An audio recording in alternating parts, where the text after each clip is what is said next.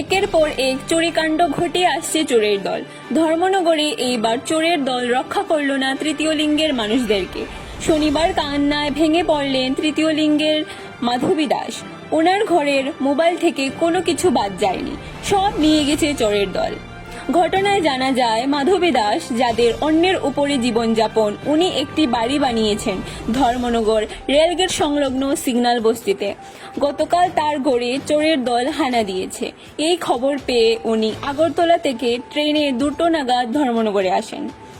ঘরে এসে প্রবেশ করতে কান্নায় ভেঙে পড়েন তিনি।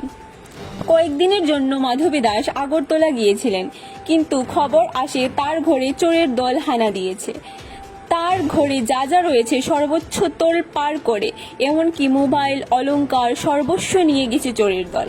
শনিবার ধর্মনগর থানায় একটি ডায়েরি করেন এবং কান্নায় ভেঙে পড়েন তিনি। ওনার কথা অনুযায়ী তাদের জীবন হচ্ছে মানুষের করুণার উপর নির্ভরশীল। এই করুণার উপর নির্ভরশীল জীবনে যদি কেউ চুরি করে, সর্বস্ব নিয়ে যায়, সারা জীবনের সঞ্চয় কিছুই থাকলো না। একই রাতে চোরের দল হানা দেয় কলেজ রোড সুখদেব নাথের দোকানে।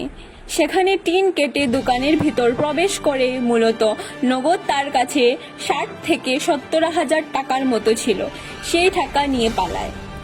উনিও ধর্মনগর থানায় সম্পূর্ণ ঘটনা জানিয়েছেন এবং ধর্মনগর থানা থেকে একদল পুলিশ সম্পূর্ণ ঘটনা পর্যবেক্ষণ করে এসেছেন।